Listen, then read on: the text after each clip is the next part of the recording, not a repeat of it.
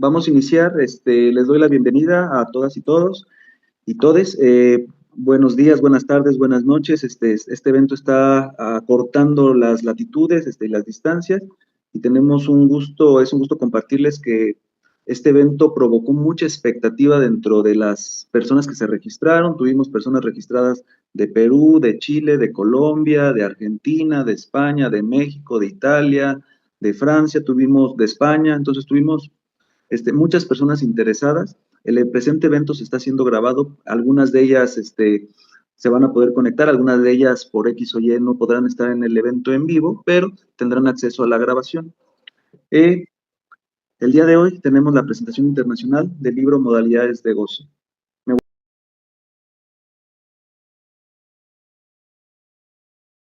Y presento a la doctora Gabriela López. Bueno, ella me insistió en que la mencionara como doctoranta. Yo en este momento me permito decirle doctora, ¿ok? Pero ella insistió en que hiciera como la puntuación. Es psicoanalista y miembro de la Asociación Argentina de Salud Mental, es egresada y diplomada en clínica psicoanalítica en el Instituto Clínico de Buenos Aires, perteneciente al campo freudiano, es doctoranda en la UBA, fundadora y responsable del espacio Psicoanálisis en Castellano, supervisor en el ámbito privado y en instituciones públicas, ex integrante de la red asistencial de la Escuela de Orientación Lacaniana, ex concurrente del HIGA, Evita de Lanús, publicó artículos en revista de la LP en Madrid y en la revista El Mensaje de la ICDBA. Compiladora y autora de Modalidades de Goce, sus consecuencias en la clínica y en lo social en el siglo XXI, de Letra Viva Editorial. Y aquí tenemos los contactos de la doctora Gabriela y también les compartimos el link de su blog. Es un blog donde ella está subiendo las actividades que está teniendo. En un instante más por ahí en el chat también los estaremos compartiendo.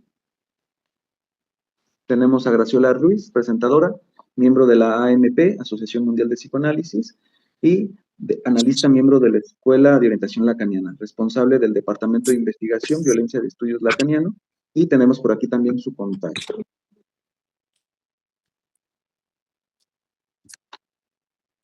Sergio Zabalza, el escritor del prólogo y presentador, psicoanalista y escritor, doctor en Psicología de la Universidad de Buenos Aires, profesor titular en la Universidad Nacional de Chaco Austral, exintegrante del Servicio de Psicopatología del Hospital Álvarez en la Ciudad de Buenos Aires, y por aquí tenemos el contacto del doctor Sergio. Fabiana Rousseaus, presentadora del libro, psicoanalista, fundó y dirigió el Centro Estatal de Asistencia a Víctimas de Violaciones de Derechos Humanos del Ministerio de Justicia Argentina, coordinó el proyecto Clínicas del Testimonio del Ministerio de Justicia de Brasil, docente de posgrado y diplomados en Argentina y España. Conforma el Consejo de Redacción de Lacan Mancipa, revista de la izquierda lacaniana, escribió y compiló libros, algunos desde la asociación civil que creó, Territorios Clínicos de la Memoria. Y compartimos también por aquí su contacto, por si alguien quisiera gestionar o hacer algo al respecto, ahí están los contactos de nuestros presentadores. Mila Ruiz, presentadora y autora, psicóloga, psicoanalista y artista, practicó su clínica en Londres y Nueva York con migrantes de habla hispana, socia de la sede de Madrid de la LP. Actualmente su práctica bilingüe es en Madrid, siempre involucrada en presentaciones artísticas de exposiciones, instalaciones, performance, conectando el arte, psicoanálisis, política y contemporaneidad. El contacto de la doctora Mila, bueno, voy a conseguirlo, por ahí me faltó para poderlo compartir a lo largo de la presentación. Nora Capelletti, presentadora, psicóloga y psicoanalista, miembro de la EOL y de la AMP, ex coordinadora del equipo de violencia familiar y del equipo de intervención en crisis del Hospital de J.M. Pena. Susana Lentino, presentadora y autora, psicoanalista doctorada en Psicología por la Universidad de Buenos Aires, miembro titular en Función Didáctica de la Asociación Psicoanalítica Argentina, CEPAL, e IPA, especialista en niños y adolescentes, autora de numerosos trabajos presentados en congresos nacionales e internacionales.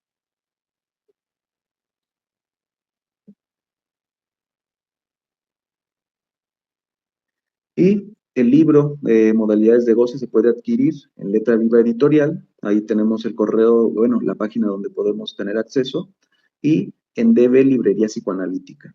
Entonces, es un libro que se puede conseguir en cualquier, bueno, por acá en México ya chequé y es fácilmente de conseguir.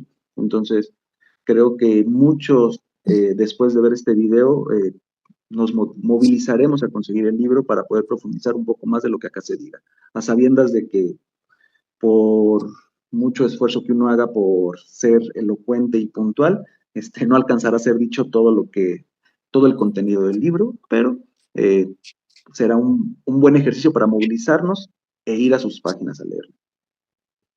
Y le voy a pedir a la doctora Gabriela que si gustan compartir algunas palabras, algún mensaje en este momento. Bueno, muchas gracias, Alfredo. Em, en principio quiero saludar a todos y todas de distintos espacios institucionales y también de distintas latitudes. Sé que se unió gente de distintos países y tenemos dos presentadoras que se unieron desde París. Quiero agradecer a Yancia Psicoanálisis, a su director, Alfredo Silva, y a sus colaboradores por esta cálida invitación a presentar nuestro libro. En principio, como ayer te comuniqué, Alfredo, en nombre de todos los autores presentes de modalidades de goce, queremos rendir un sentido homenaje a nuestra querida colega Mónica Borris, ¿no? Que es la primera del lado izquierdo, que figura con tapado negro y polerita gris, una muy querida colega, compañera que trabajó incansablemente, no solamente escribiendo un escrito precioso, sino también en la última parte de la conclusión del libro, que implicó todo un entramado, digamos, administrativo y que no es tan sencillo, ¿no? Poder plasmar y concluir. Eh, bueno, y que la colaboración de ella contribuyó para que este libro esté circulando hoy entre todos. Nos centramos de su partida antes de ayer. Además, quiero agradecer a cada uno de los autores invitados, a Diego Bibliotecario, por el trabajo tan delicado y artesanal, con un video precioso también que estuvo circulando, a Letra Viva Editorial. A Sergio Zabalza, ¿no? Que se ocupó de leer en detalle cada uno de los escritos y escribir un valioso y precioso prólogo. A Susana Lentino, a Fabiana Rousseau, a Nora Capelletti, a Graciela Ruiz, vaya mi agradecimiento porque está unida desde París, desde su celular. A Mila Ruiz, que muy amorosamente nos cedió su obra Éxodus, una obra realizada en tinta negra sobre papel y metacrilato intervenido con fuego, que es hoy la portada de nuestro libro. A ver si lo ven.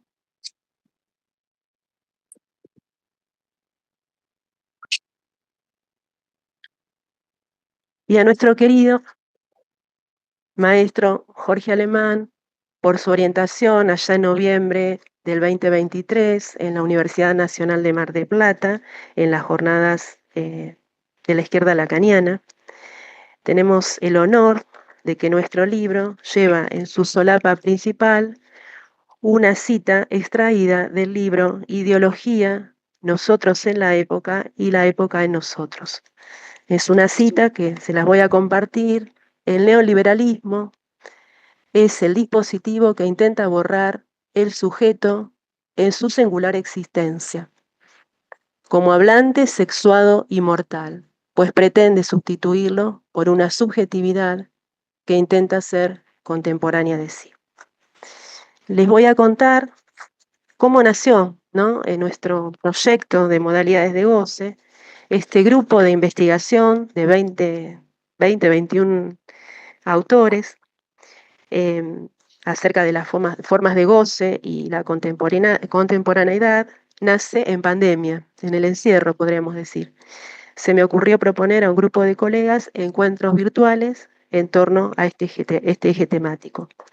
Fue así que luego lo escribimos en el capítulo de la Asociación Argentina de Salud Mental, pero luego esta iniciativa fue creciendo y se extendió a invitados especiales que participaron durante el 2021 hasta el año pasado exponiendo distintos recortes, conexiones, contribuciones acerca del goce y la época.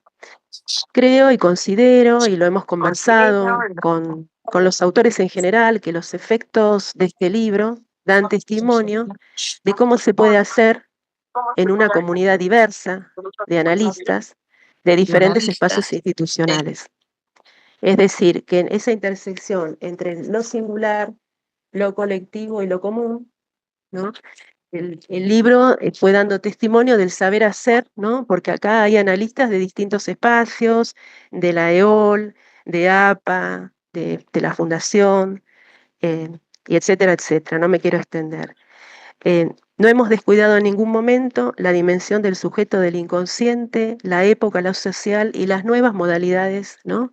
Que se vienen inscribiendo. En el marco de una sociedad donde el mercado y la ciencia se constituyen como nuevos amos, en donde, como nos recuerda Marx, lo sólido se desvanece en el aire y lo líquido se pulveriza. Una de mis preguntas que me llevó a escribir es: ¿qué lugar para el psicoanálisis? ¿Cuáles son las intervenciones hoy frente a la pulverización del nombre del Padre? Voy a tomar prestada del libro de Bauman sobre la modernidad, una cita que dice que en una sociedad líquida moderna, los vínculos se vuelven cada vez más frágiles y disolubles. En lugar de relaciones duraderas, proliferan conexiones que pueden ser iniciadas y terminadas con un simple clic. Aparece la tecnología, el algoritmo, produciendo desplazamientos. Transforma nuestros vínculos en contactos, perfiles e imágenes y no cuerpos. El espacio pasa de real a digital y la relación con el tiempo se vuelve instantánea. Esta nueva configuración del mundo va produciendo un tipo de subjetividad y lazo social donde el otro no cuenta, en donde lo colectivo queda perimido, en donde los valores del individualismo, la indiferencia y el mundo deshumanizado al que invita la tecnociencia parecen por momentos triunfar. Y recordé el texto de Freud de 1915, El porqué de la guerra. Allí señala que cuando los hombres son incitados a la guerra, se encuentra entre ellos la satisfacción de la agresión y la destrucción. Agrega Freud: si la disposición a la guerra es un producto del instinto de destrucción, lo más fácil será apostar al eros. Hacia el final de su texto, Freud dice: esto es fácil exigirlo, pero muy difícil cumplirlo. El descubrimiento freudiano señala que hay algo del goce que no va a favor del sujeto, poniendo de relieve la inadecuación del mismo. En estos tiempos asistimos, tanto en la práctica privada como en la institucional, a las grandes depresiones, ¿no? A la violencia social, a la guerra, los crímenes, todos modos de satisfacción pulsional que carecen de tramitación en lo simbólico y que no solamente los escuchamos en el hospital, sino que ingresan al consultorio. ¿Qué tratamiento, me pregunto, cómo pensar la barbarie dentro de la civilización? Tenemos el ejemplo de lo sucedido en México el 20 de abril, ¿no? En el que un joven armado de 27 años abrió fuego desde la pirámide de la Luna en Teotihuacán, provocando la muerte de un turista canadiense y dejando 13 personas heridas. Luego, el agresor se suicida. Parece, por lo que he leído, que se inspiró en videos que miró en redes sobre tiroteos escolares y rituales prehispánicos. En Buenos Aires, el 30 de marzo, un alumno entra a una escuela con escopeta y mientras los estudiantes se apresaban a izar la bandera, mata a un compañero e hiere a otros. El gobernador de la provincia dijo: nunca pasó algo semejante. Para finalizar, en su versión del sujeto y dialéctica del deseo, Lacan dirá finalmente que el Edipo no podría conservar indefinidamente el estrellato en unas formas de sociedad en donde se pierde cada vez más el sentido de la tragedia. Me pregunto, y es una pregunta a compartir, cómo convocar al sujeto a otra dimensión que no sea aquella a la que invita el algoritmo, en donde el sujeto no trabaja, sino que juega, no construye, sino que programa, y su realidad está mediada por los aparatos digitales. Bueno, acá finalizo y le cedo la palabra a Sergio Zabalza. Bueno, buenos días, buenas tardes, según en qué parte del mundo se encuentren los oyentes en este momento. Muchísimas gracias a Alianza Psicoanalítica, muchísimas gracias a Gabriela por su trabajo de compilación y en especial quiero brindar, bueno, quiero decir mi gratitud para con los autores, no solo por, bueno, obviamente por redactar el libro, pero además por la presencia que están eh, efectuando en estos momentos. Les cuento un breve episodio muy cortito. Hace pocos días llegó a la Argentina, a nuestro país, un sujeto que es el dueño de Palantir, una de las Big Tech de Silicon Valley, y que aporta inteligencia artificial mediante datos a la CIA. Su pretensión es que toda la vida humana esté regida por la inteligencia artificial, odia a las mujeres y además dice que la libertad es totalmente incompatible con la democracia. Bueno, yo me sentí bastante angustiado cuando llegó este sujeto acá al país. Parece ser que se va a quedar 2 meses, compró una casa de 12 millones de dólares y obviamente que está revisando todo el aparato de vigilancia con fines siniestros aquí en nuestro país. Y sucedió que a las pocas horas me encontré hojeando este libro. Estaba hojeando este libro y hojeando este libro se me fue la angustia. eh, y de pronto pude colegir la articulación entre la angustia que tenía por Peter Thiel y este libro. Este libro no es un derroche de alegría ni un canto, no sé, de esperanza. No. ¿Por qué? Porque este libro me brindó una orientación, me alivió. ¿Por qué encontré en este libro? Bueno, yo creo que este libro desarticula la maniobra Princeps de esta tendencia deshumanizante que está invadiendo el planeta y me refiero a cómo actúa la inteligencia artificial, en total articulación con lo que recién traía Gabriela. Yo creo que la inteligencia artificial satisface la demanda, se ubica como el intérprete hegemónico de la humanidad, brinda la ilusión de una satisfacción completa y se aprovecha de la debilidad mental con que Lacan diagnosticó a los seres hablantes. Entonces, ¿y cómo justifica esto? ¿Cómo justifica esto? Haciendo el bien, haciendo el bien. Lo que dice Peter Thiel es que esto lo hacemos para hacer el bien por el progreso. Y sabemos, Lacan lo dice de manera muy clara, el principio maligno de hacer el bien, el poder el poder es siempre maligno y el único poder es el de hacer el bien. Entonces, este libro brinda la manera de desarticular esta maniobra tan siniestra según de hacer el bien. ¿Y por qué? Porque está el análisis del odio, el gozo del otro que hace Silvia Shupak. Está la hiperdesconexión que denuncia Natalia Contarvio, el rechazo a las cosas del amor que señala Eduardo Golfar, el borramiento de la angustia del que habla Susana Lentino, el abordaje del sujeto como aquello que irrumpe con lo nuevo en el artículo de Gabriela López, los dispositivos que abren puertas en el texto de Mariela Sánchez, Anabela Branco y Nerina Sarranz, el efecto de la tecnología en la adolescencia, por lo cual todo lo que se ve es real, del que habla Verónica y Casuriaga Núñez. Uno y cada uno de los capítulos denuncia lo que es el movimiento de la inteligencia artificial y, por supuesto, las modalidades de goce que esto genera. La consonancia entre el temor a la muerte y el intento de eliminar lo imposible, señalado por Fabián Requia Schuller, las particularidades del malestar actual en el artículo de Mila Ruiz. Olvidé señalar la tapa, el arte de tapa de Mila Ruiz, que invita precisamente a que cada lector haga su interpretación. Para mí, esta tapa, no sé si se ve aquí, lo primero que me sugirió era una oreja enorme. Por eso digo que este libro sabe escuchar.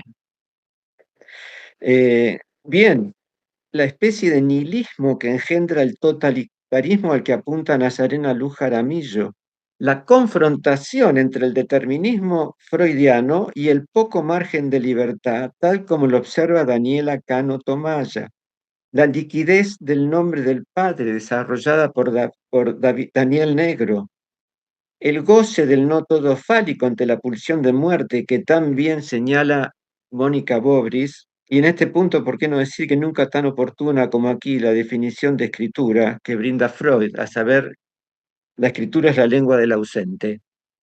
Eh, la ilusión de felicidad y completud a la que hace referencia Stella Maris Paternoster, los fenómenos del cuerpo en relación a la actual subjetividad detallados por Miriam Alicia González, la maniobra para causar la demanda de análisis abordada por Milagros Morales Vázquez, el posicionamiento del hombre ante la asunción de derechos de la mujer analizada por Silvia Gloria Pasos, la relación entre capitalismo y sufrimiento actuales en el texto de Graciela María Victoria Fasanella. Para mí fue un honor redactar este prólogo que nos ayuda en el desafío de enfrentar a un otro que se presenta como el único y todopoderoso intérprete de la humanidad. Por supuesto que aquí no estoy hablando contra la máquina, sino contra la política que está implementada en la máquina, y con esto un señalamiento, y con esto creo que ya se está agotando el tiempo. Lacan señala, a partir de Freud, habla del poder discrecional del oyente. Si hablamos de poder, hablamos de política inmediatamente. Para mí la política es la lucha por el poder. Puede ser con buena fe o mala fe. Pero el poder estriba en el oyente, en quien interpreta una voz, algo que se dice, ni hablar que el poder del analista está precisamente en este poder discrecional del oyente, y sabemos que una intervención propiamente analítica tiene la virtud de eh, disminuir, de vaciar de poder al analista para transmitir ese poder al propio sujeto, que el propio sujeto interprete. Bien, lo que tenemos hoy y con lo cual este libro nos brinda la posibilidad es desarticular la maniobra siniestra de que la inteligencia artificial se transforme en el único intérprete y todopoderoso de la humanidad entera. Bien, muchísimas gracias, es un honor estar aquí. Gracias, Creo que... Sergio. Bien, perfecto. Bueno, ahora sigue Graciela Ruiz, que ya está conectada desde su celular. Bueno, muy bien, contenta de estar acá nuevamente en esta particular conexión que se ha logrado, ¿no? Sí. Bueno, voy a empezar y voy a tratar de ser breve con una idea de Jorge Alemán, escrita en una entrevista que Esther Peña le hizo, donde él dice que lo singular se realiza en su verdadera potencia en la medida que se haga experiencia de lo común. Y sin duda el libro es la experiencia de lo común, y que esta experiencia potencia la colaboración singular de cada uno de los autores, ¿no?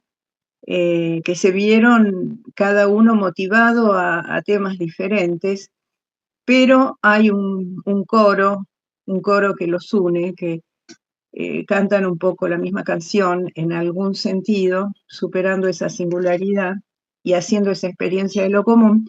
Entonces me voy a centrar en cuáles son los aspectos que más resonaron en mí de ese coro en común, para decirlo así, ¿no? Bueno, lo primero es que no se puede hablar de las nuevas modalidades de goce sin reconocer el efecto en la subjetividad contemporánea de la tecnología en su pleno desarrollo y del capitalismo en su versión más salvaje. recordemos que tanto tecnología y capitalismo se potencian recíprocamente. Bueno, el artículo, por ejemplo, de racismo, segregación y odio, con el que empieza, creo, el libro,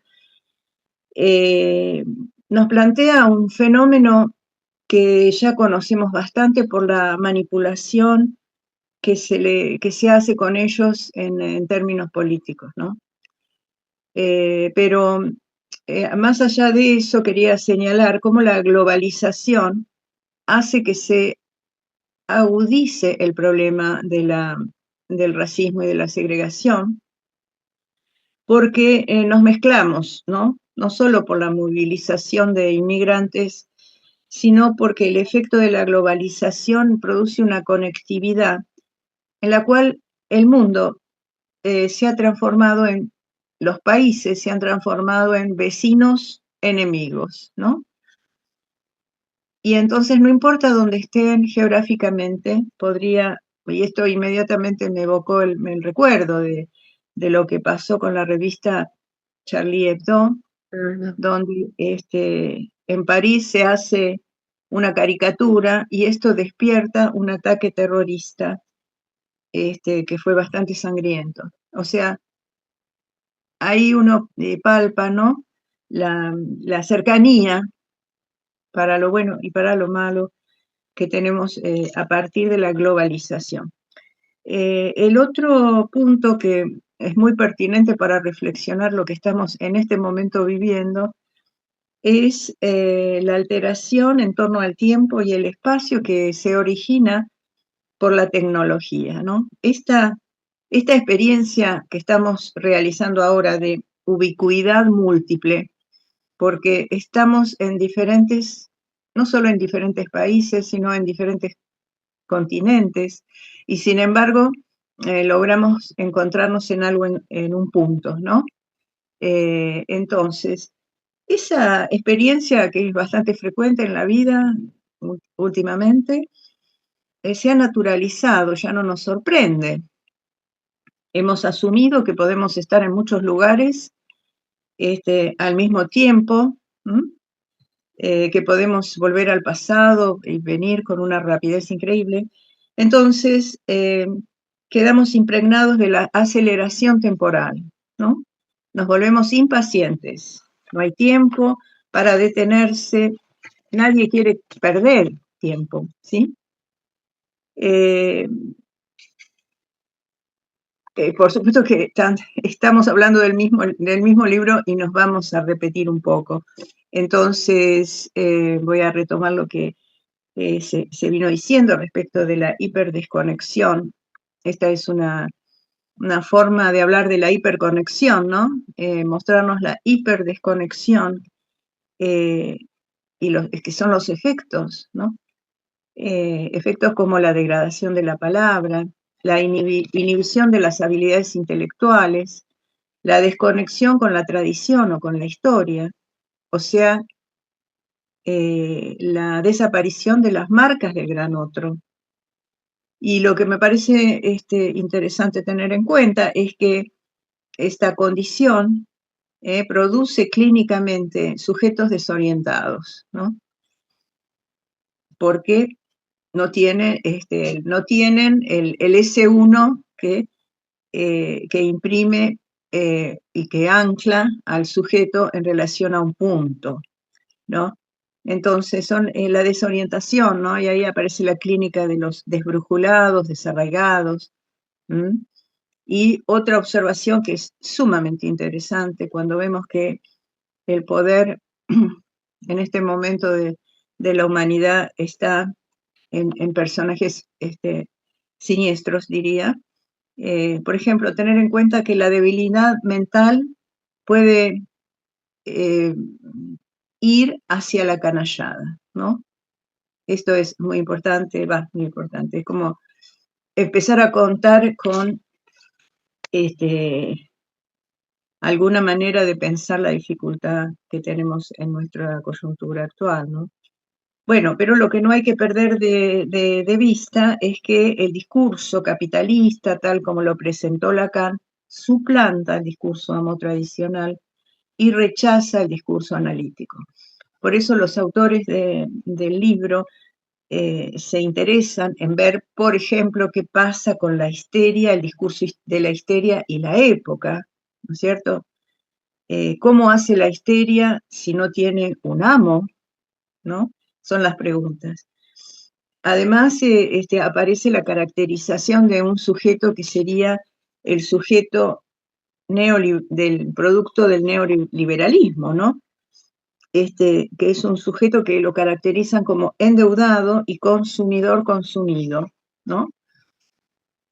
Un sujeto que ya no padece su división, como nos enseñó Lacan, y por el contrario, esa división se obtura con el consumo y con el objeto de mercado.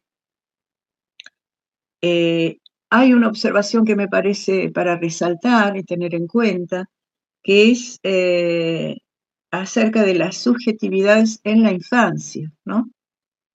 Y nos da algunos hitos como la desaparición de la latencia, la dispersión que desemboca en falta de atención en los niños, el no saber resolver los cálculos mentalmente, niños consumistas, la búsqueda del placer inmediato, los diagnósticos que crean nombres sustitutos en los niños, en fin, las consecuencias de este predominio, como decíamos, del discurso capitalista asociado a la tecnología. Bueno, el problema en el que estamos sumergidos es pensar que el discurso capitalista va a ser para siempre y que no hay otra modalidad, no hay otra forma, no hay forma de salir de él, ¿no? La única esperanza es que el mismo discurso va creando sus condiciones para la desaparición, ¿no? Pero creo que la macana es que, así decimos los porteños, ¿no? La macana, o sea, es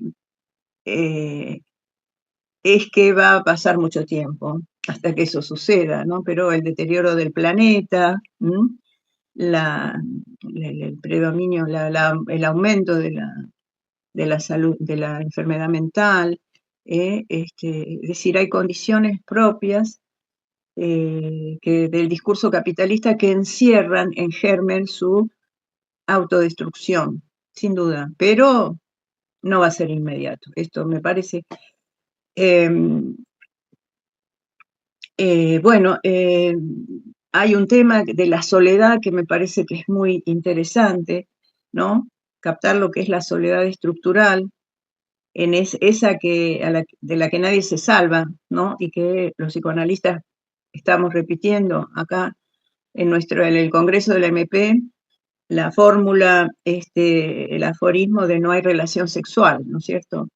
Entonces, hay una cierta soledad incurable, pero también hay una soledad patológica, y acá lo sigo a Jorge Alemán también, ¿eh? Él me pareció muy claro cuando él separa, ¿no? Lo que es la soledad estructural o el individuo en su hay uno nada más y dificultad o fallida siempre la relación sexual, y una soledad patológica, ¿no? Que conocemos todos los que hacemos la clínica, ¿no es cierto? En relación a la dificultad del contacto social, ¿no? La tendencia al aislamiento como sintomática, ¿no? Y después está la soledad que se produce como la consecuencia de los distintos dispositivos tecnológicos en conectividad con el trabajo, por ejemplo, y la distracción, y que conforman ese sujeto que, a criterio de Jorge, es la nueva clase social para la explotación, ¿no? Porque la soledad y la falta de nexo y de lazo, ¿no? Lo transforma en algo propicio para una clase social para ser explotada, una nueva clase social para ser explotada. Entonces tenemos la soledad patológica que se consolida con los recursos tecnológicos y que, si bien parecen aliviarla, el aislamiento de un sujeto, estar conectado, a su vez lo consolidan sintomáticamente. Es muy paradójico eso. En fin, hay un movimiento del libro que va hacia, así lo entendí yo cuando lo leí, va hacia la búsqueda de qué es lo que no se evapora, vamos a decir, ¿no? ¿Qué es lo que todavía queda? ¿No? ¿O qué sobre qué podemos apoyarnos los psicoanalistas? ¿No? Y entonces, evidentemente, aparece la pulsión de muerte, el estatuto del objeto, la pérdida, la angustia, el trauma, la finitud. Todo esto no se evapora, ¿no? Aunque hay muchos proyectos para superar estas fuentes de angustia, ¿no? De la condición humana. Pero, como dice el libro, si bien para el capitalismo todo es posible, no logró aún matar a la muerte, ¿no? Aunque hay proyectos para que se pueda sobrevivir y ir más allá de lo humano. Pero bueno, al final del libro aparecen más claramente intereses y preocupaciones clínicas, ¿no? Como cómo causar la demanda de análisis, o cómo pensar al hombre en la dificultad de la situación en la asunción de los derechos de la mujer, cosa que habitualmente no es una perspectiva frecuente, ¿no? Se tiene más la perspectiva de la mujer y no tanto el desasosiego a veces del hombre frente a la asunción de los derechos de la mujer. Para tomar algunos de los casos que están al final del libro como una clínica más precisa en el 1 por 1, digamos. Bueno, abuelo de pájaros. Bueno, muchísimas gracias, Graciela, por tu esfuerzo. Está muy bien. Por Un suerte hubo abrazo. conexión. Estamos cerca a Gracias, pesar de la gracias. distancia. Chao. Muchas gracias. Adiós. Bueno, Mila Ruiz, sigue ahora. Hola, muy buenas. Sí. ¿Cómo estáis? Bueno, sé que hoy estáis en la presentación de las modalidades del goce. Yo habría querido estar, por lo menos, por supuesto no puedo estar presente porque estoy en otra parte del mundo, estoy en España, pero por lo menos en Zoom, estar un poquito más en directo, pero la conexión donde estoy es muy mala y ante las dudas hemos pensado que lo mejor es grabar este pequeño vídeo, ¿vale? Bueno, seré breve, porque tenéis muchas cosas de las que hablar y muchas cosas que discutir. Espero que sea muy fructífera la presentación, como lo ha sido este libro para todos los que hemos participado. Querían que comentara un poco sobre el sentido que tenía para mí el haber participado en este libro, y la verdad que ha sido algo muy especial porque estoy con mis colegas del otro lado del mundo, de Argentina, y bueno, es una cosa internacional y me hacía mucha ilusión, la verdad, me parecía una cosa muy interesante salir del circulito en el que estamos de Madrid, que es donde yo estoy, y de España, ¿no? Entonces ha sido para mí una invitación, bueno, de la que estoy encantada, feliz y muy agradecida. Las modalidades de goce, por supuesto, es un temazo, da muchísimo de sí, tanto como todos esos artículos que hemos compartido con vosotros, y no era muy difícil, porque hay tantas cosas que decir sobre ello que en realidad lo difícil era no extenderse, ¿no? Y decir, bueno, venga, hasta aquí, voy a decir solamente esto, ¿no? Bueno, espero que lo disfrutéis, tanto como lo hemos disfrutado nosotros haciéndolo, y que os sirva para pensar y para continuar pensando, continuar investigando e inventando soluciones, ¿no? Luego, la otra pregunta era sobre el cuadro, porque yo soy psicoanalista y artista, Y entonces se ha elegido uno de mis cuadros para la portada, que coge portada y contraportada, porque es alargado, entonces pensé, mira, qué buena idea, ¿no? Porque se desdobla en dos y da para el libro entero por delante y por detrás. El título es Exodus y yo creo que además tiene mucho que ver con muchas cosas que están pasando en las que hay mucha intolerancia, mucha intolerancia al semejante y al goce también del semejante. Entonces, referencia, o yo quería hacer un poco referencia con él a que todos estamos en un éxodo, todos venimos de no se sabe dónde muy bien y todos estamos en trámite y todos estamos avanzando como podemos en este mundo y en nuestras vidas, ¿no?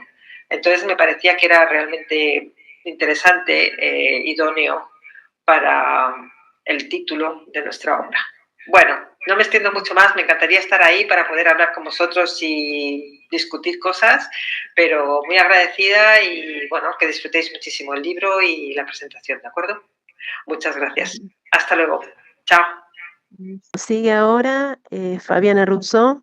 Muchísimas gracias en primer lugar a Gabriela por la invitación a este lugar que me honra, y les agradezco muchísimo también a todos las y los colegas que están presentes, y a Yancia por el esfuerzo de Lazo, que me parece fundamental, sobre todo frente al tema que tenemos que pensar con este libro. Voy a ser muy breve y traer algunas cuestiones que me ha disparado la lectura del libro.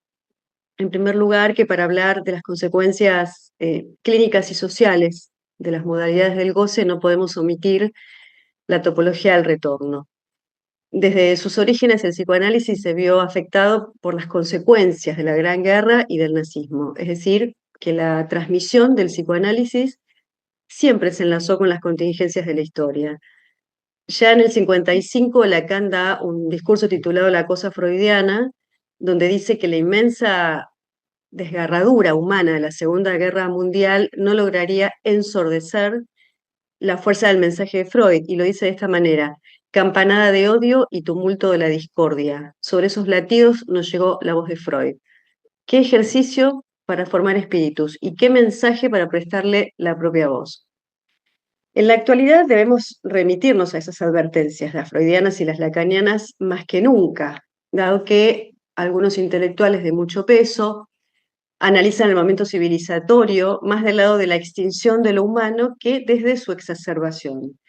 Y desde allí abandonan el barco como si estuvieran un poco escandalizados. Así, por ejemplo, tenemos el ejemplo de Rita Segato, que viene planteando que ella no quiere pertenecer más a esta especie genocida y se define como exhumana.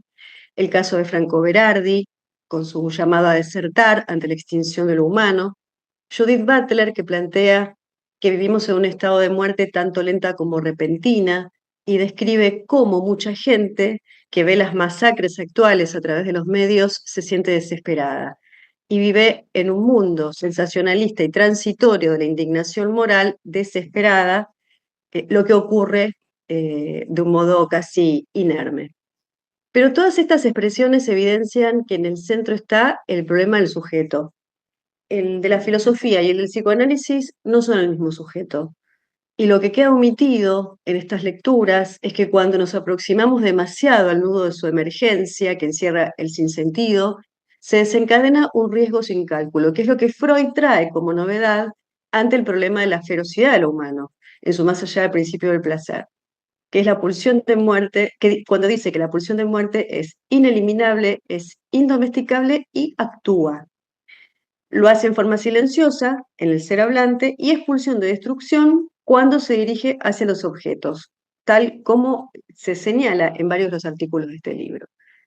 De hecho, en la práctica analítica actual nos enfrentamos cada vez más con ese real que se escapa del sentido de lo simbólico, pero donde cada vez más nos encontramos también con que es complejo hacer lugar a la pregunta sobre esto. Lo que hay es desmentida.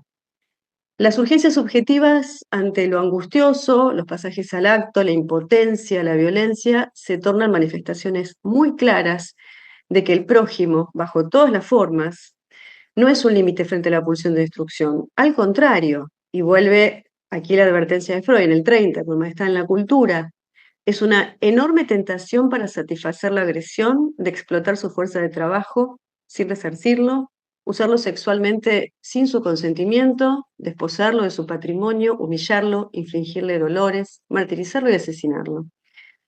Dado que la barbarie no se opone a la civilización, sino que hay que pensar la barbarie en la civilización. El odio entonces nace de la repulsa primitiva del yo propio que segrega un componente que arroja al mundo exterior por sentirlo como hostil.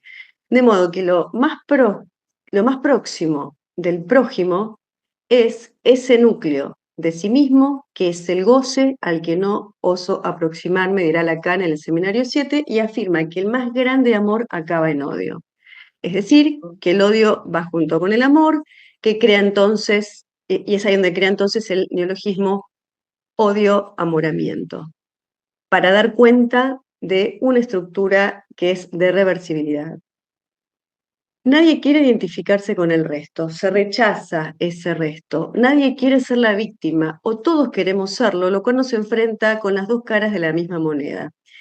El universo del exceso que conlleva lo victimal, cuando se impone lo dañado a secas, sin ningún tipo de lazo, es en donde encontramos algunos de los retornos espectrales más mortíferos con los que hoy estamos confrontándonos.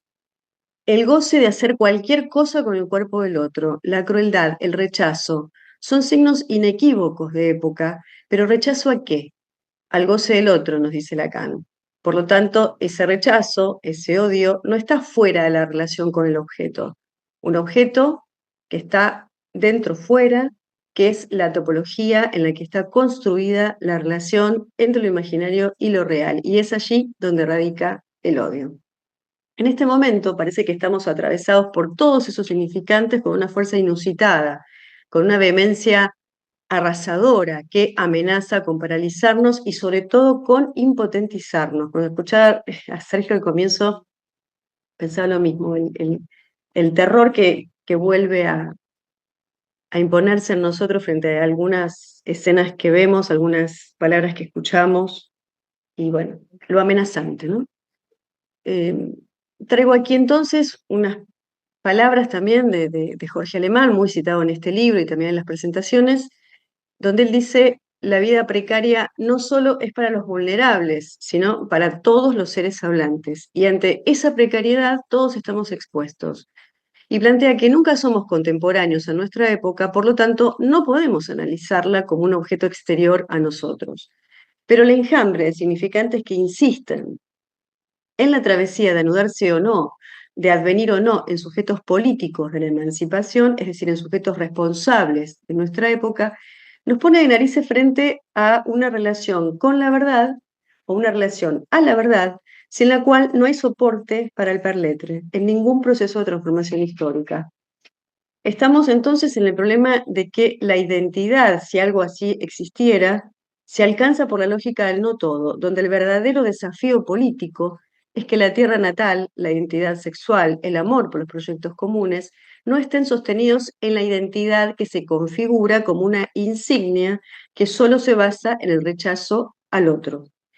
Sin fractura no hay nuevos nombres. Esto es lo que surge de la lectura de este libro que presentamos hoy y que aborda desde distintas experiencias ese abismo. ¿Qué hacer para que el síntoma consista como una vía de salida? ¿Cómo sancionar esa existencia? ¿Cómo escribirla? ¿Cómo pasar de la pura victimización a la sintomatización? Sin puntos de anclaje o de capitón en la estructura, ya nada detiene el delirio incesante en el discurso social.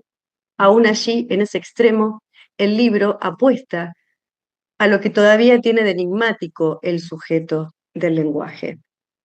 Aunque el superyo ordene gozar, la angustia, el no saber, incluso cierta desorientación, puede constituirse en el momento inédito de la emergencia de lo nuevo.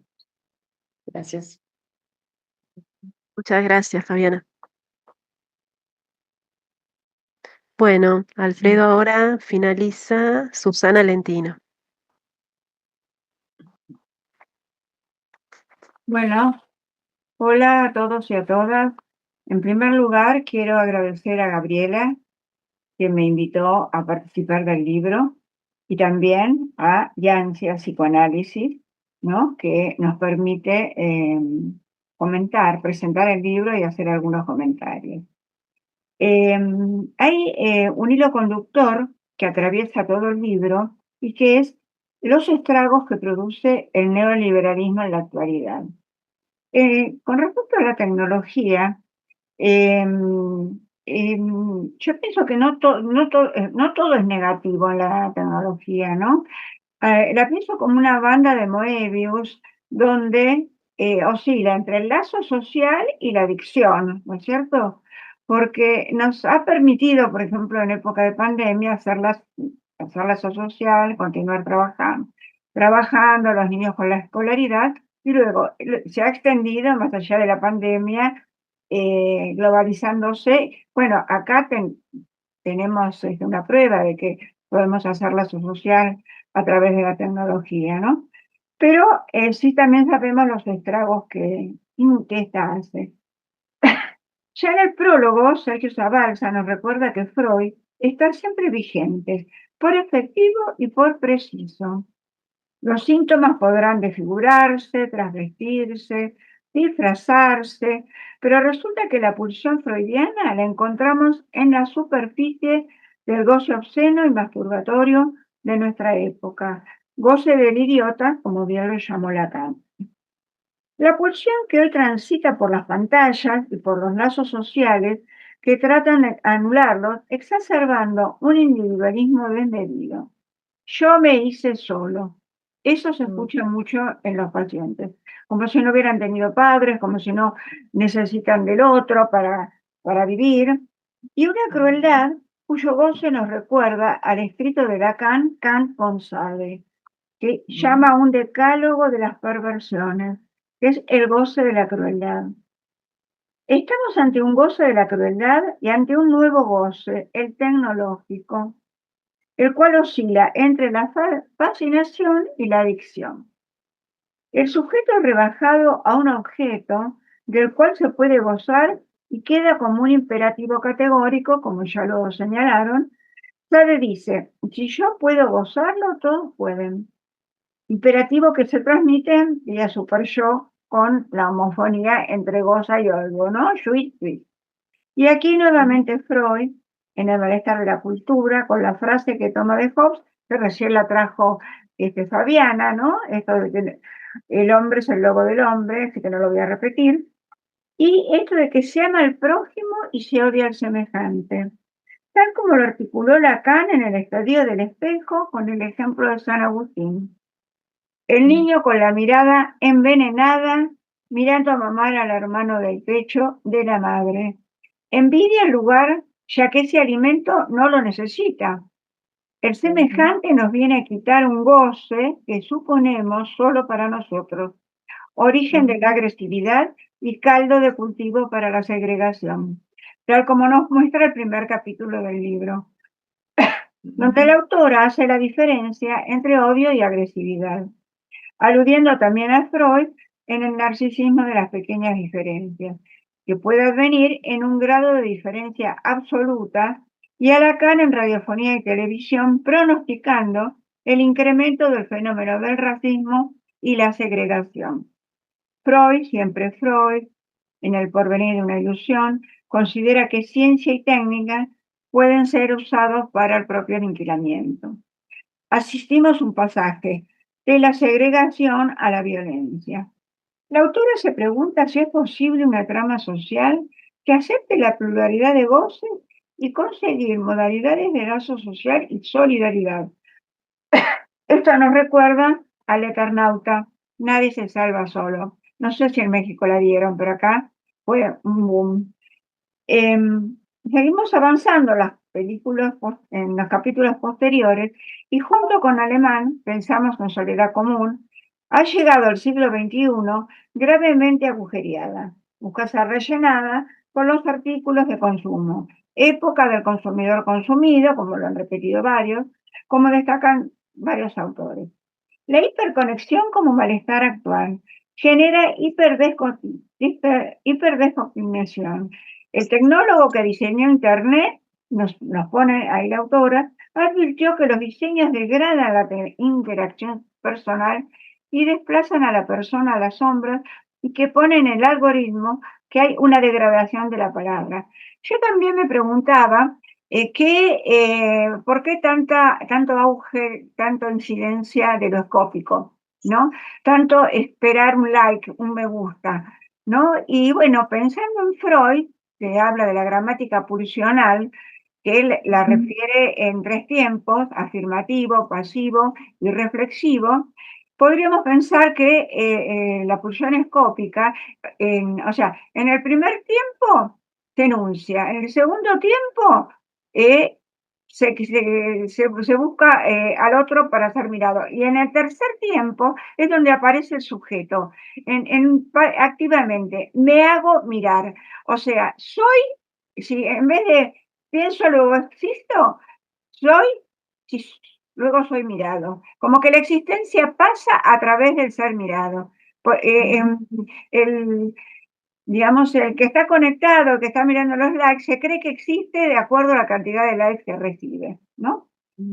Bueno, Lacan agregó en 1972, en su ronda de 4 discursos, con ustedes también lo trajeron, el discurso capitalista cerrado, forcluye la castración, estamos en una época de todo vale, una conjunción que refiere la pulsión de muerte desmezclada de héroes. Importa la venganza y el castigo, pero se trata vía super yo de autocastigo, motivado por un super yo sádico que proviene del ello, puro caldo de cultivo de la pulsión de muerte. Bueno, el hallazgo freudiano de más allá del principio del placer lo podemos anudar al masoquismo moral que busca la autodestrucción. También podemos recordar a Pegan un niño, ¿no? Donde se construye el segundo tiempo de yo vengo a ser pegado por mi padre, o sea que porque me quiere, me pega. Y en eso dice Freud que los seres humanos tenemos esa tendencia a poner en la serie paterna a personajes que nos van a causar daño creyendo que así somos amados. Un filósofo francés, Etienne de Lavoisier, en 1536, escribía en su libro Discursos sobre la servidumbre voluntaria una reflexión sobre los resortes que hacen posible la dominación. Se preguntaba por la inmensa paradoja de cómo más tarde describe Freud, es fácil que se hagan afrentar por ellos y se realice la situación fantasiada y para su propio perjuicio y para el sufrimiento. En el descubrimiento de esta inmensa paradoja, en 1536, él recurre a la servidumbre voluntaria. Acá no diríamos voluntaria porque es el yo, sino inconsciente. Y es esa tendencia a someterse a un amo. Esta elucidación, emprendida por Lavoisier, este concepto inconcebible podría arrojar una nueva luz sobre la naturaleza de algunos fenómenos del orden humano y social como el actual. Etienne de Lavoisier, en 1536, lejos estaba de acceder a los libros de Freud y de Lacan, que se ocuparon de este tema. Es así como que de esta manera podemos pensarlo como una posición de estructura que insiste a través de los siglos. Bueno, también tenemos, siguiendo esta línea, nos encontramos con un interesante capítulo acerca del determinismo, elección y repetición, donde Freud despojó al hombre de su libertad y enunció la presencia de otro sujeto, el del inconsciente. El trabajo del psicoanálisis con respecto a esta elección ha estado en tensión constante entre el determinismo ejercido por los procesos inconscientes y el poco margen de libertad que queda para el ser hablante. Esta condición constitucional del ser humano, puntualizada por Freud, hace referencia a la compulsión de repetición, aspecto clave para pensar la elección. Freud estipuló en 1901 que no hay en lo psíquico nada que sea producto de un libre albedrío, que no obedezca a un determinismo. Sin embargo, en 1910 indicó que tenemos que admitir un grado de libertad que no puede resolverse mediante el psicoanálisis. También lo hacen sobre la elección de una neurosis. Solo la responsabilidad corta el circuito repetitivo. Repetición y pérdida marcan este capítulo, pérdida del objeto y pérdida de goce. Rescata la posición del psicoanálisis frente a lo que se repite, no es considerar que el ser hablante es rehén de un destino prefijado por una estructura que lo obliga a cumplir con los designios. Agregaríamos que un sujeto se constituye a partir del deseo del gran otro, de quien se aliena, pero al mismo tiempo se da el movimiento de separación, alienación, separación, fundantes del sujeto. También en esta línea nos encontramos con la diferencia entre sujeto del inconsciente y subjetividades, que es de mi autoría y que me alegró encontrarlo también en varios de los escritos aquí presentes. Quiero hacer una especial mención al trabajo realizado en las cárceles, con el taller de escritura, Palabras que abren puertas, donde muestran con esta experiencia que pudo lograrse un cambio en la posición subjetiva de un joven que venía estigmatizado con un código. También me impactó el capítulo del trauma y la muerte de la pulsión, aún donde la autora se pregunta el porqué de la guerra, haciendo alusión a la carta de Einstein, ¿no? ¿Por qué la impulsan, la gestan y otros la defienden? Resulta paradójico que la ciencia y la tecnología que están al servicio de negar la muerte tan temida sean al mismo tiempo el andamiaje que posibilita la destrucción y la vehiculiza, dice la autora. Ahora voy a leer un párrafo que, o sea, como el párrafo al principio, Sergio, lo de la inteligencia artificial, hay un párrafo que se refiere a un diálogo entre la inteligencia artificial y un humano, y que me impactó, cuando lo terminé de leer me angustió. Dice, el ordenador dice, es de Gesser el párrafo, Gustavo Dessal. El ordenador dice, entiendo, comentó la voz, de todas maneras, siempre que lo necesite, puede solicitar a su médico unas cápsulas de estabilizador hormonal. El humano le dice, las he probado, pero no resuelven la extrañeza. Tal vez debería hablar con alguien. ¿A qué se refiere?, preguntó la voz del ordenador.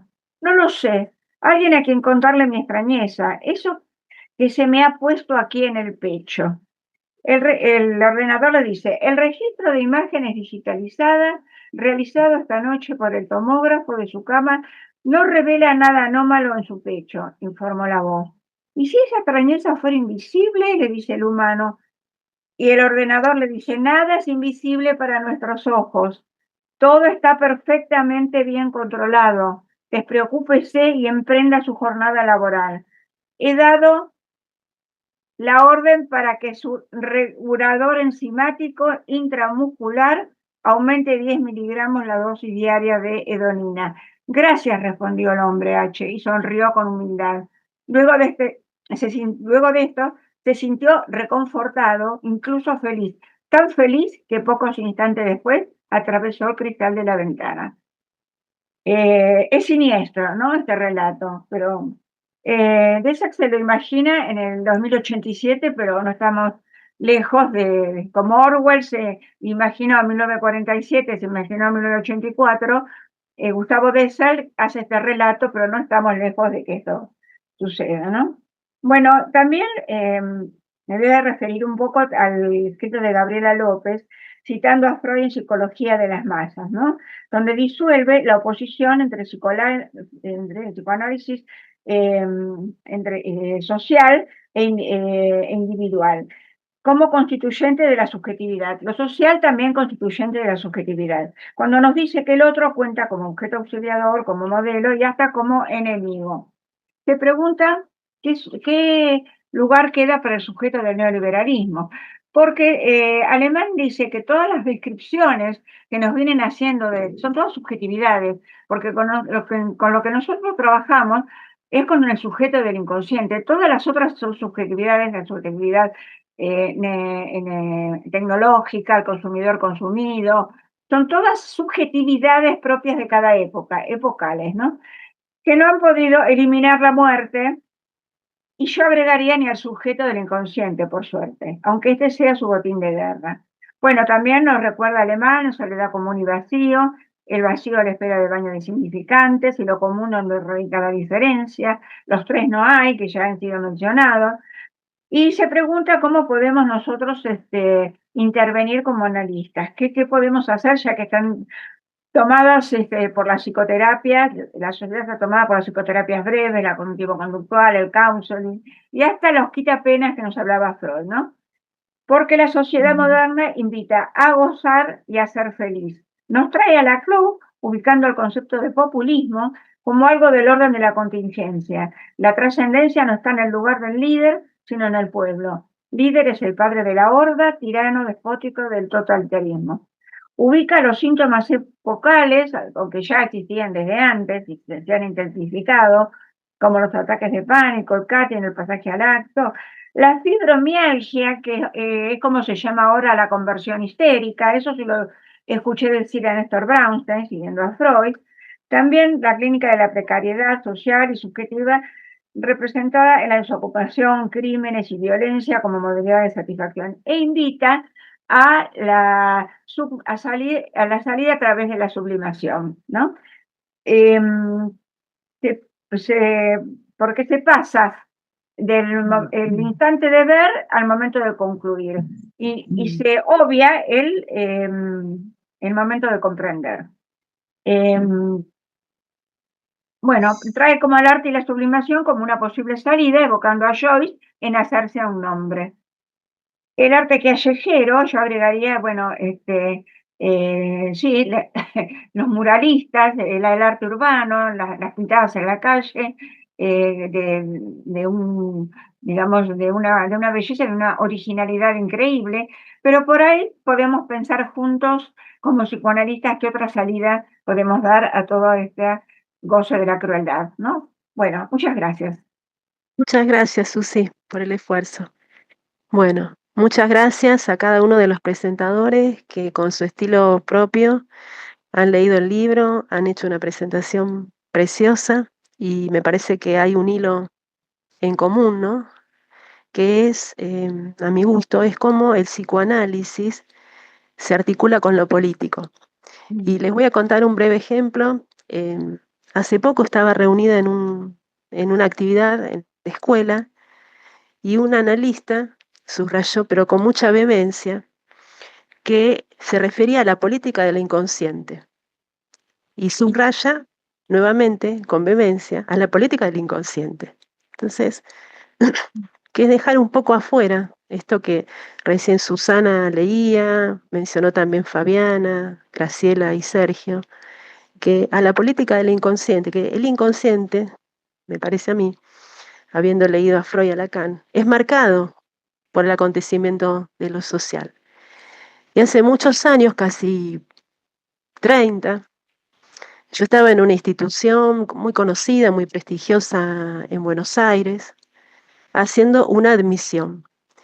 Y en la admisión llega una jovencita de 19 años, 18, no recuerdo bien, muy angustiada, porque la familia había decidido ir a vivir a Israel, ella había terminado ahí sus estudios secundarios y tenía que ir a hacer un viaje, y luego de ese viaje iba a ser nombrada ciudadana israelí. La conmoción que se produce en esta joven es que en ese interín matan en un micro a un amigo suyo palestino. Y ahí empieza la crisis de esta jovencita, como se trataba de una admisión en un espacio institucional. El requisito que tienen las instituciones acá es que el tratamiento sea, digamos, se le pide a los padres, en el caso de ser un adolescente, la autorización, ¿no?, al tratamiento. Y sabía algo que a mí me quedaba claro ahí en ese momento, es que había un sujeto, ¿no?, y que ella se autorizaba, que ella no quería seguir viviendo allá, más allá de la crisis, ¿no?, que le ocasionaba cierta confrontación con la familia, pero hay algo que el padre de esta joven pudo escuchar y no solo que volvió a la Argentina, empezó su tratamiento, ¿no? Entonces me sigo preguntando cómo que hay algo que nos une en este grupo, ¿no?, que es pensar que hay que, como siempre dice Jorge Alemán, hay que hacer una relectura, me parece a mí, de cómo pensamos el psicoanálisis, ¿no? En esta época, como bien dijo Fabiana, del goce y la crueldad, donde cualquiera hace cualquier cosa con el cuerpo del otro, ¿no? Se me hace imposible decir en un encuentro, vamos a pensar el inconsciente por un lado, sin tener en cuenta la dimensión de la historia y lo social, ¿no? Eso es lo lindo, me parece, de este grupo de presentadores y de autores, ¿no? Y el saldo que me dejó a mí este intercambio permanente, ¿no? Que hacemos porque, bueno, todos los días estamos asistiendo, ¿no? A la crueldad, a la violencia, eh, bueno, como lo mencioné al principio. Bueno, por mi parte, yo finalizaría aquí. Me parece que le podemos ceder la palabra a los autores y luego al público. Alfredo, si estás de acuerdo. Sí, totalmente. Les pediría si alguno de los autores presentes quisiera dialogar, rebotar alguna idea, compartirnos algo. Este es el momento, por favor, adelante. Sí, Alfredo, Silvia Yupac, ¿qué tal? Bueno, yo tenía pensado decir algunas cuestiones respecto a mi trabajo, pero cuando empezó Sergio, Sergio y comentó lo que había escuchado, la presencia de esta persona, yo pensaba, claro, cuando yo empecé a pensar la cuestión del odio, todavía no estábamos viviendo ese discurso del odio explícito que estamos viviendo ahora en nuestro país, ¿no? Era bueno, era un marco teórico. Yo pensaba que el neoliberalismo se tomaba justamente del odio como herramienta de dominación. Entonces, bueno, en relación al odio, lo que yo venía trabajando era esto de el odio al goce del otro, no se tolera el goce del otro, y además el otro, esa pequeña diferencia que se da entre el narcisismo, el espejo, bueno, entre yo y el semejante, que es la diferencia entre uno y el semejante, se transforma en una diferencia absoluta por la cual el otro tiene que ser destruido, aniquilado, ¿no? Y pensaba también cómo esto, cuando recién hablaban de los cuerpos, cómo en la dictadura militar había que hacer desaparecer los cuerpos para evitar el rasgo simbólico que significaba, por ejemplo, la tumba y el nombre de una persona en la tumba. Y lo que dice, bueno, Lacan dice que cuando califica su época, la califica como la civilización del odio. Y ahí dice, bueno, que va a haber aumento de los fundamentalismos y de los fenómenos de segregación, justamente porque dice, en la medida que nos aproximamos, ¿se acuerdan que Freud decía, cuando me aproximo al próximo me encuentro con la maldad que habita en mí? Y cuando nos acercamos al otro, entonces aparece esto que Lacan va a llamar lo éxtimo, ¿no? El odio al propio goce que solo puedo ver desde afuera y cuando lo veo y no lo puedo tolerar, lo pongo en el otro. Entonces el otro es el enemigo, el extranjero, el que debe ser destruido. Y otra de las cosas en relación a lo que decía también Fabiana, Freud dice que es cierto que la pulsión de muerte, la llama esa oscura pasión a la pulsión de muerte, que la pulsión de muerte no se puede eliminar y además no debería hacerse, dice Freud. Pero también dice que la pulsión de vida, en alguna medida, puede domeñar, usa el término domeñar, la pulsión de muerte. Entonces, bueno, yo pensaba, como también hay una autora que decía, bueno, la inclusión del sujeto en lo colectivo también apacigua un poco ese odio hacia el otro, como no, esa diferencia absoluta que se encuentra en el odio, ¿no? Que me lleva a querer destruirlo. Bueno, eso era lo que quería comentar y bueno, agradecer, perdón, primero voy a empezar terminar con lo que tenía que haber empezado. El agradecimiento a Gabriela, a todas las personas que trabajaron en este libro, tanto en la organización como a los colegas que aportaron sus trabajos, y a Yancia también y a Alfredo por darnos esta oportunidad de conocernos y de hablar, ¿no? Y de expresarnos. Bueno, muchas gracias. Gracias, Silvia. Adelante, Nazarena, por favor. ¿Qué tal? Buenas tardes. Bueno, la verdad que estoy contenta de poder estar siendo parte de este encuentro porque, bueno, por cuestiones de distancia, cuando se hizo la presentación en Buenos Aires no pude estar. Les hablo desde la Patagonia Argentina y escuchando ahí a las colegas, voy a detenerme en un detalle que quizás se abra un poco del contenido del libro. Pero yo escribí mientras las escuchaba la palabra materialidad. Y pienso qué desafío hermoso en estos tiempos poder apelar a la materialidad de un libro, al acto de escribir. Pensaba en el arte de Mila, ¿no? En la tapa del libro. Es algo creado por alguien parte de este grupo. Entonces pensaba, bueno, quizás también un poco es un privilegio y es algo hasta revolucionario en este tiempo decir, escribimos un libro colectivo y tener la materialidad, ¿no? No es menor en estos tiempos de tanta virtualidad, y regalar un libro o darlo a conocer, hojearlo, sentirlo. Ese detalle, pero también mencionar algunas preguntas que me surgieron para poder salir un poco de las pasiones tristes que por ahí la época nos impregna y de la impotencia moral, ahí citando un poco a algunas de las colegas, y es lo siguiente, ¿no? ¿Para quiénes vamos a escribir los psicoanalistas? Vamos, que no es menor y es importante hablarnos entre nosotros, pero también pienso cómo le vamos a hablar y a quiénes vamos a escribirles por fuera del nicho psicoanalítico. Qué inventivas, qué cosas creativas tenemos que hacer en los territorios donde estemos, hospital, consultorio, escuelas, para convocar al sujeto de esta época. Sobre todo pienso en las generaciones jóvenes, que necesitamos crear otra lengua que toque esos cuerpos. Solamente eso. Gracias. Muchísimas gracias. Bueno, ahí Sí, por no sé favor. cómo Bueno, veo una poner. manita levantada de Daniel. Si gusta Natalia y después Daniel, por favor. Ahí en esta misma línea ahí que trae Nazarena, es un libro, bueno, además de mi agradecimiento a Gabriela López y a los presentadores del libro, Alianza, es un libro que antes comentábamos ahí con Sergio, antes de comenzar el Zoom, que es un libro que es abierto, es decir, en esa misma línea, es producto de algo, ¿no? Aúna en un común a las singularidades de los autores, es un producto cultural, material, y es abierto, creo que es abierto a otros colectivos.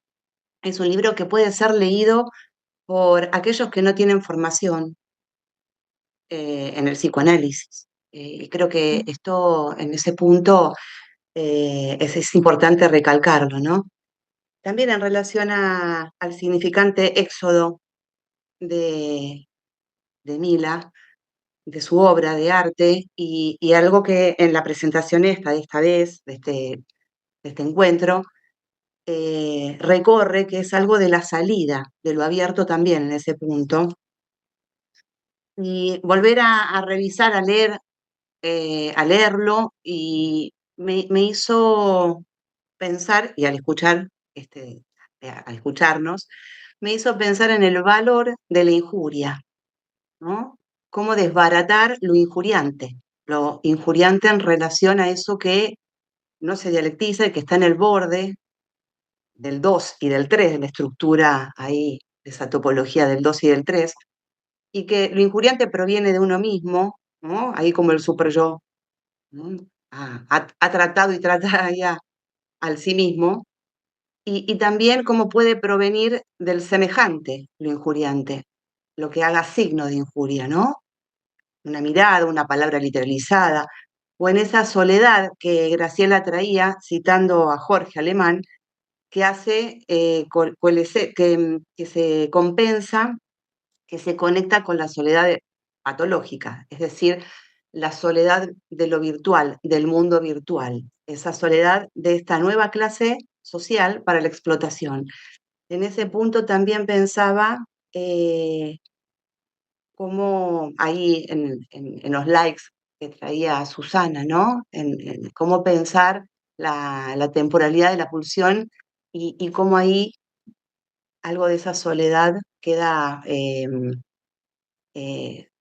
nos invita y nos convoca y nos interpela a seguir trabajando, cómo desbaratar lo injuriante, ¿no? Lo que es motivo del de la acción hacia el otro también, ¿no? Nos interpela en relación a ubicar las tácticas desde la clínica como en, bueno, diferentes estamentos, ¿no? De la acción humana, cómo desbaratar lo injuriante.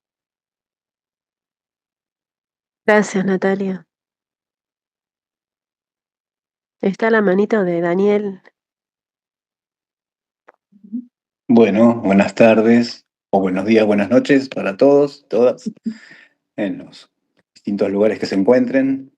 Gracias a Gabriela sobre todo, porque es para mí la invitación primera a participar en este escrito, que me parece que es todo es un escrito en varias y en diferentes modalidades de los escritores, ¿no? Es un libro para leer y releer. Además, ayer aquí yo estuve en la Feria del Libro en Buenos Aires, me lo encontré en el stand de la editorial, así que me provocó mucha emoción porque, bueno, estar allí y haber participado. Y también, bueno, gracias a Yancia y a todos los colegas y participantes, que a muchos los conozco, otros no. El desafío de escribir, y eso me resultó el esfuerzo de hacerlo, de por qué, para qué, de qué modo. Mi pequeño desafío fue ser breve en una época donde eso cuesta mucho y poder decir algo con eso. Con el tiempo supongo que podré saber si eso lo logré. Lo primero que me queda de lo que se ha dicho, y muchas cosas claramente, este asunto de la IA, ¿no? Pensado como en un punto de delegación de funciones, ¿no? Ya nadie parece que tiene que hacer demasiados esfuerzos, hablando del esfuerzo de escribir. Y lo otro que no sé por qué, pero si es un hecho visual, me impactaba la idea de que IA, ¿no? Son dos letras mayúsculas que aparecen en el grafo del deseo lacaniano, que justamente sería todo lo contrario, ¿no? En el punto donde no hay manera de estar completo, ¿no? Para el sujeto. Y donde hace falta que aparezca esto que no hay, que no es sin la falta. El Éxodo habla de eso para mí también, por eso, como si pudiera haber iguales, ¿no? Entonces, todo lo que han explicado maravillosamente, la verdad es que no quiero ser redundante, pero me queda la idea de que para poder hacer algo en contra de lo que pasa en estos tiempos, una tarea del analista esté en términos de alienar algo para provocar alguna separación que hoy no hay. Al mismo tiempo, a veces constituir un velo donde tampoco lo hay, porque es la época de lo escópico, donde todo se ve, todo se imaginariza, todo se puede, ¿no? La época del tú puedes. Y bueno, eso que se comentó antes, ese relato sobre aquel que conversa con la IA hoy está presente, lo he escuchado en la clínica, hay personas que hacen eso. Así que supongo que es una batalla desigual la de los analistas, porque es uno por uno. La más difícil, pero me parece que los que escribimos aquí en general podemos decir que vale bien la dicha, más que la pena, el practicar el psicoanálisis. Así que bueno, no me quiero extender muchísimo. Sí quería decir también que este problema de la sustancialización, ¿no? Que la ciencia toma muy bien para correr al sujeto a los límites impensados de esta época en estas modalidades de goce. ¿Dónde está? No se ve. ¿Cómo se ubica? En el plexo solar, dice Lacan en algún punto, ¿no? ¿Dónde está? ¿Dónde está el sujeto? está en la voz.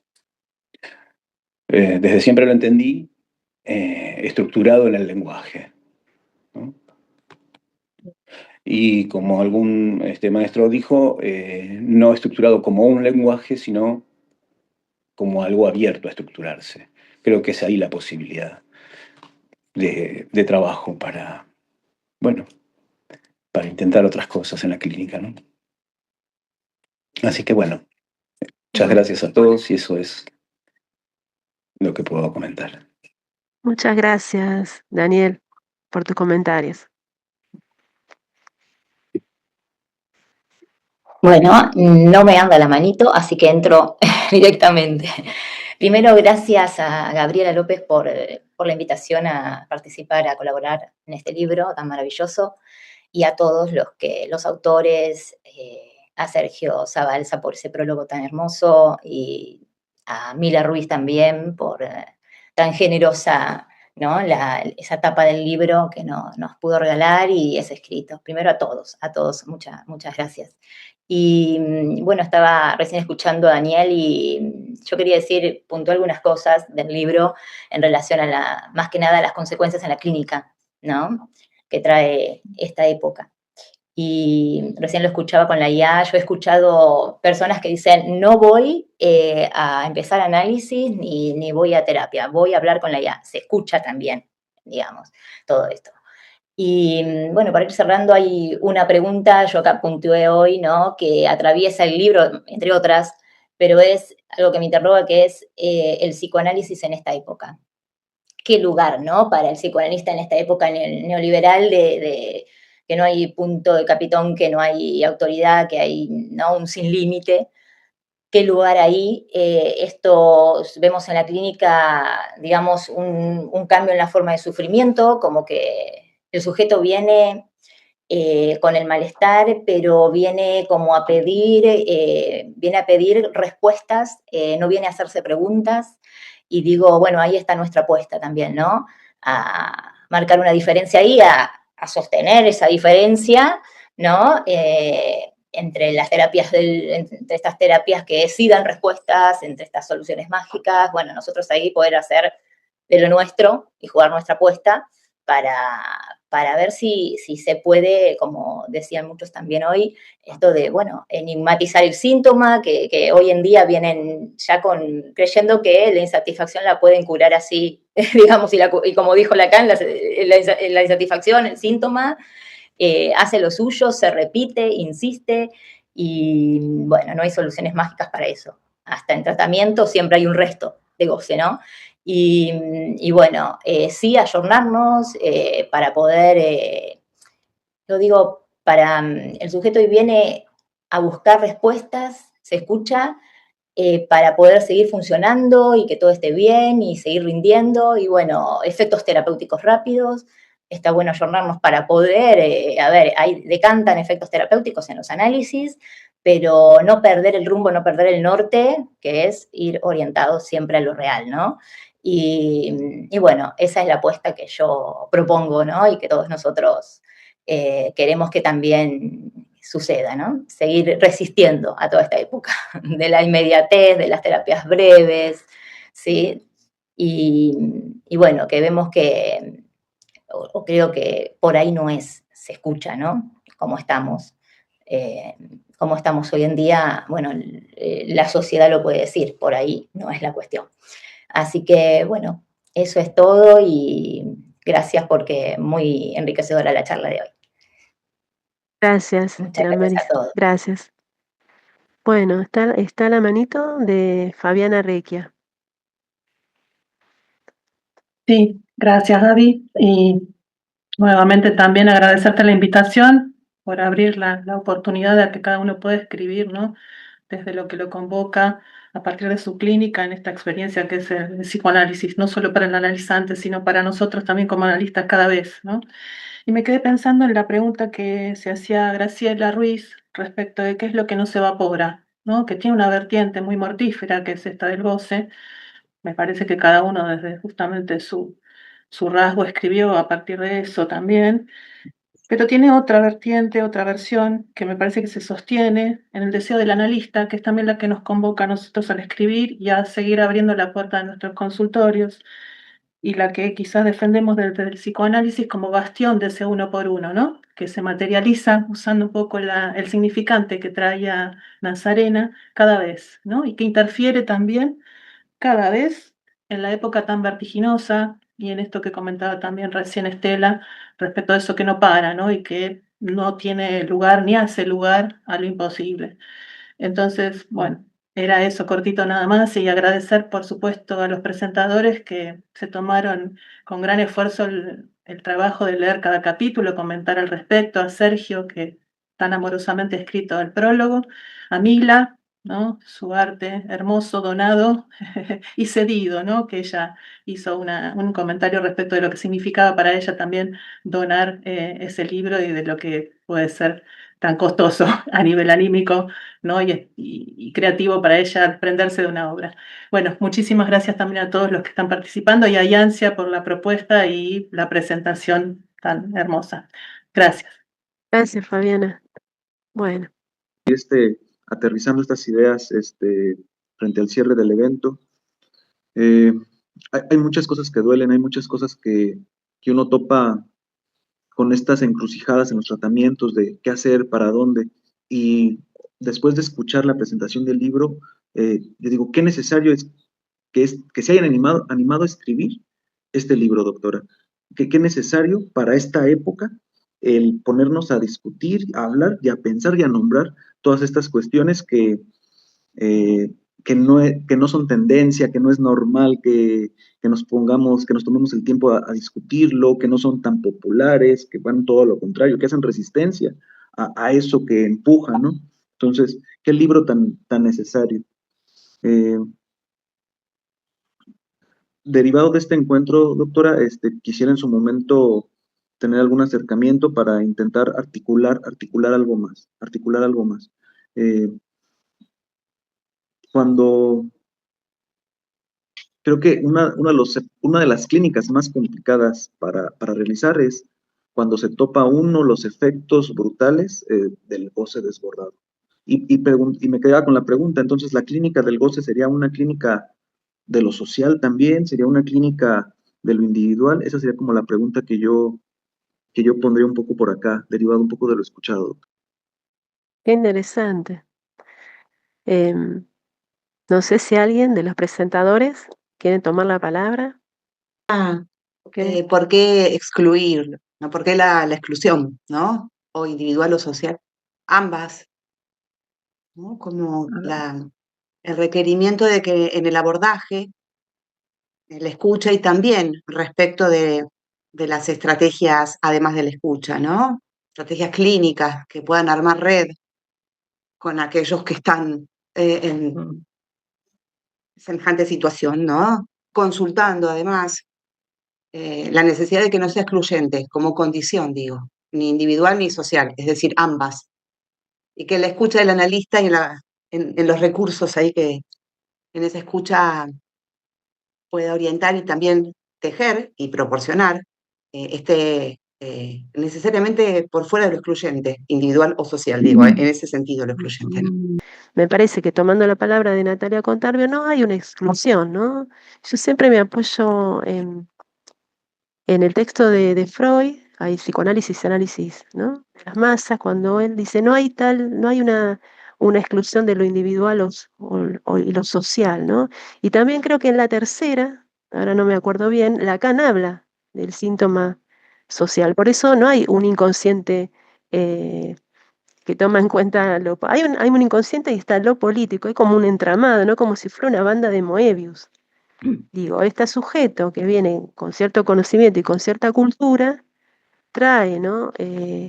La meritocracia, pero también leemos todas las consecuencias que trae, ¿no? La meritocracia y el trabajo que ella hace como una ejecutiva en su cuerpo, ¿no? Y ahí empieza, ¿no? A ver como si hay algo de todo esto que ella trae se puede transformar en pregunta, ¿no? Como un paso previo. No podemos decir, bueno, ya está el síntoma analítico, pero bueno, hay pasos previos donde uno, como dijo Nazarena, va a tener que ir inventando, ¿no? Como es otra época, ¿sí? No sé si Yo Graciela, ¿querías quería, decir algo? Sí. bueno, yo quería decir esto, no sé si se escucha. Sí, se escucha. Lacan dice que ningún analista puede estar ajeno a la subjetividad de su época, con lo cual ya Ujú. nos está diciendo, ¿no? Cuando además se anima a decir, a calificar la civilización como una civilización del odio, esto tiene que tener efectos en la clínica, no puede no tener efectos. No, porque a veces pensamos que Lacan no introduce lo social, digamos, en su Exacto. enseñanza, ¿no? Incluso, por ejemplo, él habla de los efectos de la colonización y dice que el problema de la colonización es que le queremos imponer nuestro goce al otro y que lo tratamos como un subdesarrollado, ¿no? Y dice, cuando en realidad el goce es individual, ¿no? Es de cada uno, es singular, ¿no? Entonces, me parece que si uno los lee a Lacan, digamos, detenidamente, encuentra que él hace referencias a lo social, ¿no? No es que es ajeno a lo que ocurre en su época. Totalmente. Hola, no sé si puedo hacer un comentario, Gabriela. Adelante, sí, sí. No, me parece que la opción social individual está superada en realidad, aunque podría decirse que el dispositivo es individual, pero lo que pasa es que el sujeto habla la lengua del otro, o el lenguaje que es el lenguaje compartido, que es el lenguaje social. Y ahí uno palpa de una manera muy evidente cómo los significantes de la época marcan, signan, ¿no? Posiciones en el sujeto. La búsqueda de la identidad a veces se hace con los significantes de la época, ¿no? Que es una oferta para todo sujeto. Entonces, no a veces, casi siempre.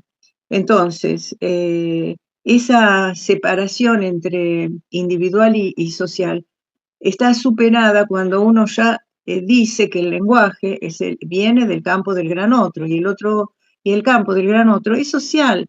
¿Y cómo eso afecta directamente al sujeto que habla? Porque habla con esos significantes, con esa lengua.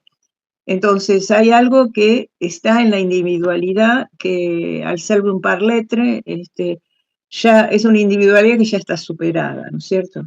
Esta es la vertiente. Pero como bien recordaba la colega, hay que estar a la altura de la subjetividad de la época, es decir, tenemos que saber cuáles son esos significantes que están, significantes amos que dominan y que bueno, son el recurso para que el sujeto hable e intente definir y descubrir algunas cosas dentro del dispositivo analítico que es individual.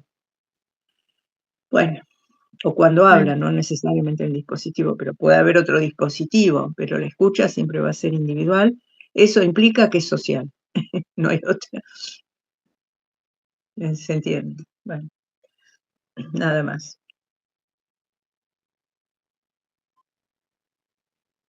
Adelante, Daniel. Claro, surgen comentarios a medida que se va conversando, ¿no? Es muy interesante. El asunto es que el lazo es social y tiene que ver con el amor, ¿no?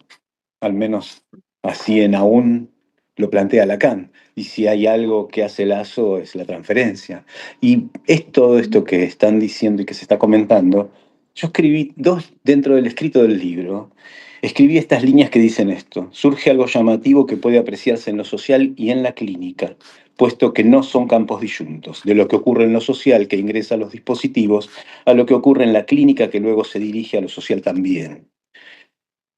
Entonces, nada, lo recordé inmediatamente que se empezó a hablar de esto, ¿no? De lo social, lo individual. Bueno, parece que va por ahí, ¿no? No va a ser sin eso, sin lo social. Nada más. Gracias. Muchas gracias. Bueno, Doctora, estamos sobre Bueno. tiempo. Les agradecemos a todas y todos y todes por haber estado por acá. Me gustaría, doctora, que nos pudiera mandar un mensaje de agradecimiento, de despedida. Las palabras no alcanzan para externarles el agradecimiento a todos, a todas las que se tomaron el tiempo de hacer un hueco en su agenda y intentar hacer lazo en esta modernidad que a veces nos demanda no detenernos, nos demanda no encontrar tiempo para hacer las cosas, y el habernos reunido el día de hoy por acá es también hacer hueco en esa modernidad. Entonces, ¿algún mensaje para despedir el encuentro, por favor, doctora? Bueno, muchísimas gracias a Yancia nuevamente por la invitación, a todos los colegas que, como vos bien decís, Alfredo, se hicieron un lugarcito, se tomaron también el trabajo de leer el libro, ¿no? Y luego hacer la presentación, a Sergio, ¿no? Por el detalle del prólogo. Bueno, me parece que ha sido un encuentro muy fructífero, me llevo un lindo saldo por el intercambio, ¿no? Ahora último entre el público y algunos de los autores, desde ya que siempre hemos conversado con el grupo de trabajo que no todos los autores bueno, se animan o quieren hablar en público. Esto es como muy singular, ¿no? De cada uno de los autores en sí. Pero bueno, me parece que coincido con esto último que mencionaba Graciela, ¿no? Y también lo que me recordó Silvia, ¿no? Que es el analista a la altura de la época, solo que yo a veces pienso y me detengo a pensar que no siempre en los análisis se tiene en cuenta esta lectura.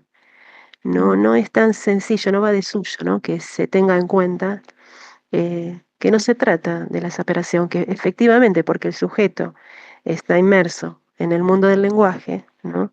Está incluido en el discurso del otro, pero hay diversas lecturas dentro de la orientación lacaniana, por supuesto, no digo que una sea mejor que la otra o que impere una y la otra no, pero yo considero, quizás sea muy personal, como se dice ahora, que hay que volver a releer, ¿no? Esto que Lacan escribió en Función y Campo, que el analista debe estar a la altura de la época, ¿no?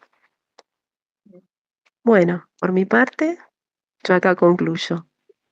Muchísimas gracias, Alfredo, y gracias a los colaboradores. Un beso a todos. Saludos y un fuerte abrazo para Muchas todos. gracias. Adiós. Gracias. Saludos a todos. Gracias a todos. Chau, chau.